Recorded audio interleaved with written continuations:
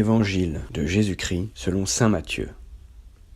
En ce temps-là, Jésus disait à ses disciples : « Ce que vous faites pour devenir des justes, évitez de l'accomplir devant les hommes pour vous faire remarquer. Sinon, il n'y a pas de récompense pour vous auprès de votre Père qui est aux cieux.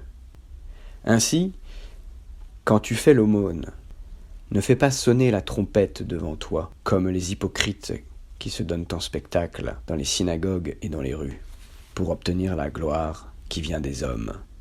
Amen, je vous le déclare, ceux-là ont reçu leur récompense. Mais toi, quand tu fais l'aumône, que ta main gauche ignore ce que fait ta main droite, afin que ton aumône reste dans le secret. Ton Père qui voit dans le secret te le rendra. Et quand vous priez, ne soyez pas comme les hypocrites. Ils aiment à se tenir debout dans les synagogues et au carrefour pour bien se montrer aux hommes quand ils prient. Amen, je vous le déclare, ceux-là ont reçu leur récompense. Mais toi, quand tu pries, retire-toi dans ta pièce la plus retirée, ferme la porte et prie ton Père qui est présent dans le secret. Ton Père qui voit dans le secret te le rendra.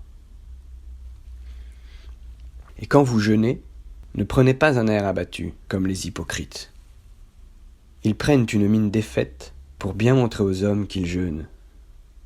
Amen, je vous le déclare, ceux-là ont reçu leur récompense. Mais toi, quand tu jeûnes, parfume-toi la tête et lave-toi le visage. Ainsi, ton jeûne ne sera pas connu des hommes, mais seulement de ton Père, qui est présent au plus secret. Ton Père, qui voit au plus secret, te le rendra.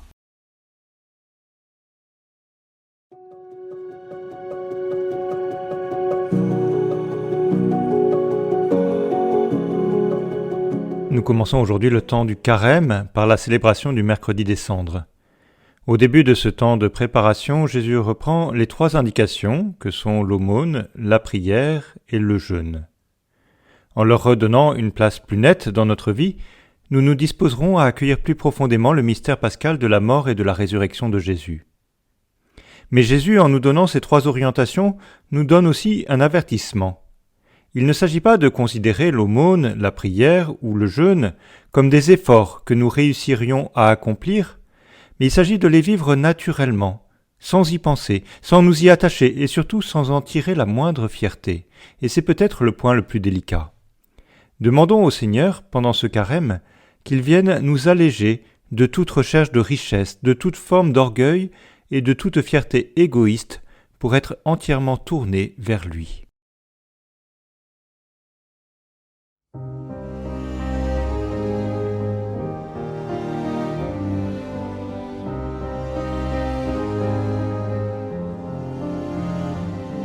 Voici le temps de Dieu, ce moment consacré. Allons à sa rencontre, entrons en sa présence. 40 jours durant, d'un pas vif et joyeux, marchons sur ses chemins dans l'unité. Rends-nous la joie d'être sauvés, et nos lèvres publieront ta louange. Raffermis nos pas, viens nous recréer, mais en nous, Seigneur, un cœur nouveau. Guidés par son esprit, nous irons au désert pour écouter sa voix au creux de nos silences.